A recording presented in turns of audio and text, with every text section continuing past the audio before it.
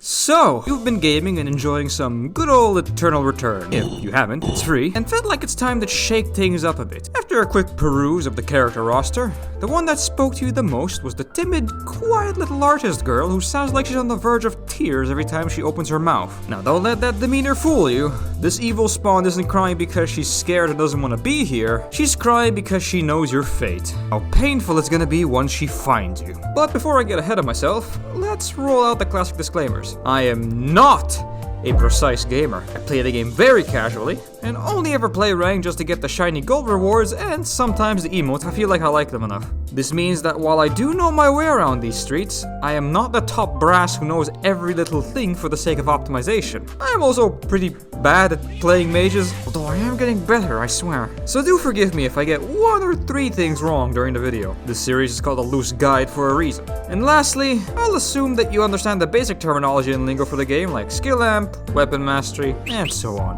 Alright, now that we're through with that, let's see if I can help you figure out how to play Tia. Stats-wise, Tia is doing pretty okay. Compared to other not-so-similar mages, she's just a tiny bit behind on health, which I can assure you won't break any backs. And despite that she's carrying an oversized brush that works well enough as a bat, you're gonna do everything in your power to not be in melee range for as long as you humanly can. In fact, Tia's options are very limited once anyone gets in her face, and while that's typical for mage characters, it's a bit more rough for her in particular. As for why, let's dig in and talk about her skills.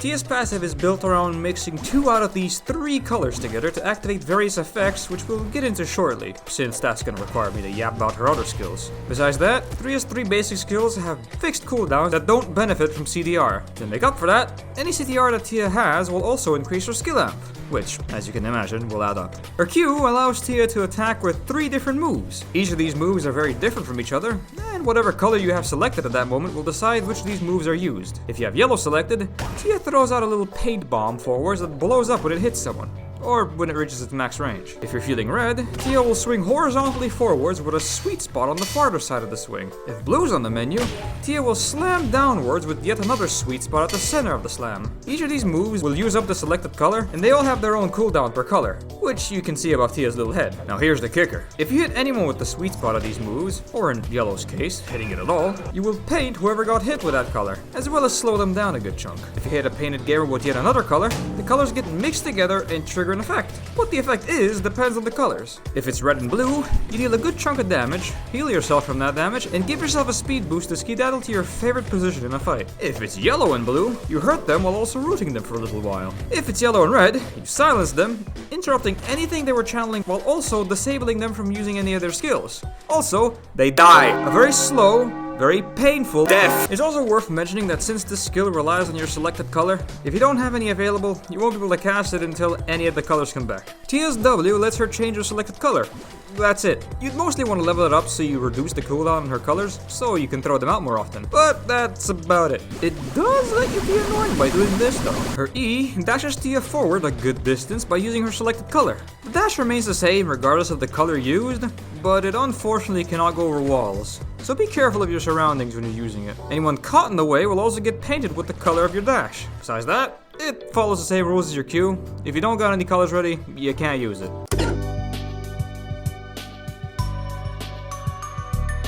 Her weapon skill lets Tia swing her paintbrush in front of her to bat away anyone in range. If they get bashed into a wall, they'll also get stunned for a bit. Helpful if you want to buy time or set something up. Like, for example, her ultimate. Tia's R has her start drawing a perfect circle close by. Once the circle is complete, anyone inside takes a good deal of damage while also getting stunned for a brief moment. If they happen to have a color stuck to them beforehand, the stun at the end will last a tiny bit longer.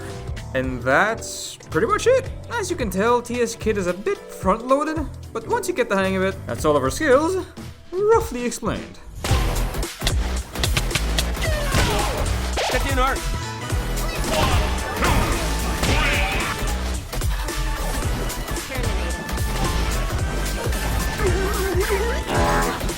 Now that we've got that out of the way, let's try to figure out how to make this all work in a real match.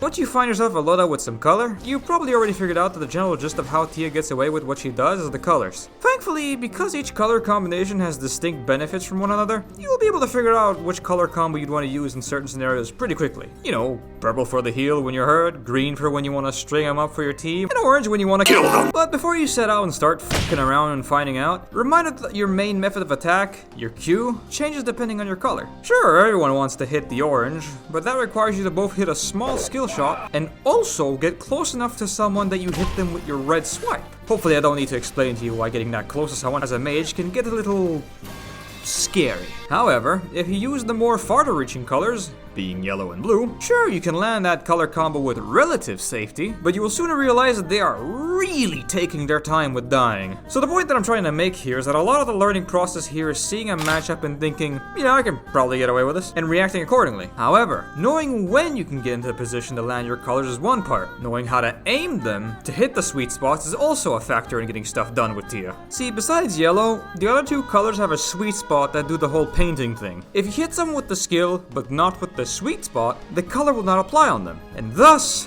comes the problem that you must face and master with our favorite artist. Getting close enough to hit them with the funny, but not too close that you miss out on the gimmick, and now you're getting eaten alive. So if you're struggling with how to position yourself in the fight, he is a pretty mean, but a good way to learn how to space yourself in the chaos. And it's not all gloom and doom when the enemy gamers get a little too close for comfort, as Tia still has her E to dash out, or dash in, while also applying color on the way. Hitting two birds with one stone there. And if you're really in a pickle, you can swat them away with your bat skill and hope to God they hit a wall in the process. Speaking of which, your ult is really damn slow, but also really damn good. So setting up a root or a stun beforehand might just be the thing you need to land it and really make sure your enemies regret booting up the game. And don't forget your teammates too. They can do the setting up for you. So make sure to let them know when the big funny is on the way. Besides all that, I think the only thing I have left to talk about is the color combos themselves. Besides the heal, the silence, and the root, each color combo also deals different amounts of damage. And the difference between the three is pretty big. The root may seem like it hurts a lot, but in comparison to the others, this is barely anything. The heal hurts a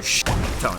And frankly, you'd want that to be the case, as the heal is based off of the damage you dealt with it. Now the silence though! Look, you probably think that a silence doesn't sound all that appealing compared to a heal or straight up disabling someone from playing the game, but that goddamn silence is just a bonus to everything else that happens when you hit that yellow-red combo. To explain, let's briefly talk about how the damage is scaled. So, all of Tia's skills scale with her skill amp. Right off the bat, you'd get the idea that you're gonna want to stock up on a lot of it. And you do.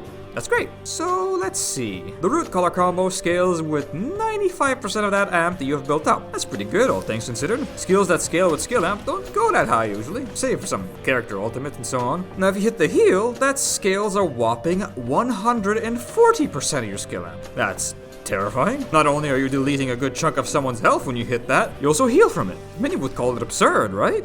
And then there's the silence. You wanna know how the silence scales with amp?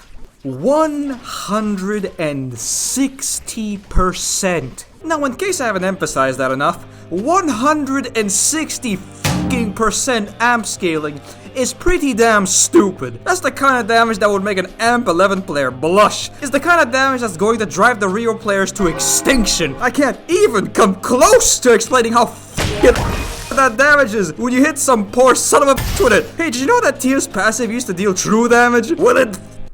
Well, it still feels like it. Hitting the silence on someone is giving them an express ticket to meet God. And don't forget that Tia even gets more amp from building CDR. Look at this number and scale it to 160%, bro. Once you know how to position and kite like a maniac, you'll be fucking unstoppable.